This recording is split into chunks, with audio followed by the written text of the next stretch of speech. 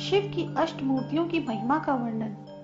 सनत कुमार बोले, हे नंदी, 8 मूर्ति वाले महेश की महिमा को फिर और भी वर्णन कीजिए। नंदीकेश्वर बोले, जो जगत को व्याप्त करके स्थित है, ऐसी अष्ट मूर्ति शिव की महिमा को मैं तुम्हारे प्रति वर्णन करूंगा। चर और अचर भूतों को धारण करने वाला शरदेव उसे कहा है। उस शर्व की पत्नी विकेशी कही है। उसका पुत्र अंगारक यानी मंगल है। वेदवादियों ने भव उसे कहा है। उसकी पत्नी को उमा कहते हैं तथा पुत्र शुक्र कहा है। वनी स्वरूप भगवान शिव हैं। उन्हें पाशुपति कहा गया है। उनकी पत्नी को स्वाहा कहते हैं। उनका पुत्र षडमुख नाम से है, जो समस्त भुवनों में व्याप्त है।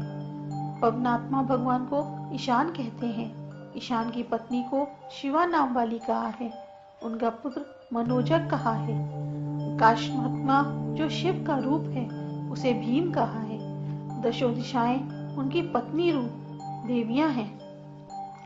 सूर्यात्मा भगवान देव उन ईश्वर के सर्ग हैं और सूर्य रूप को रुद्र कहा है। सूर्यचला उसकी देवी है तथा पुत्र शनिश्चर है। सोमात्मक रूप को महादेव नाम से कहा गया है। उनकी पत्नी रोहिणी है और पुत्र को बुध कहा है। यजमान स्वरूप है, उसे विद्वानों ने उग्र कहा है तथा कुछ दूसरे विद्वान उसी रूप को ईशान भी कहते हैं। उग्रदेव की पत्नी को दीक्षा कहते हैं। उनका पुत्र संतान नाम से कहा जाता है।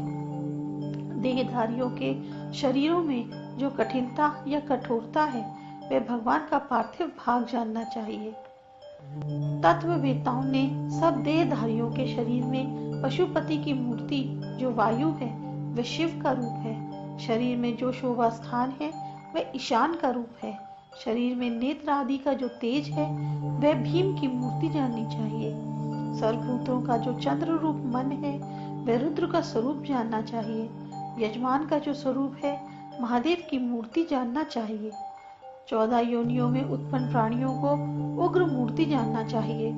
ऋषि लोग अष्टमूर्तिमय शिव को कहते हैं। अन्य लोग सप्तमूर्तिमय कहकर उसकी 8वीं मूर्ति सब भूतों में व्याप्त आत्मा को बताते हैं। जिस पुरुष ने अष्टमूर्तियों की आराधना की हो, उसने सब प्रकार उपकार किया तथा अभय दान प्राप्त किया। अष्टमूर्ति का आराधन और अर्चन सर्वोपकारमय और सर्व अनुग्रहमय है, इसमें संशय नहीं है।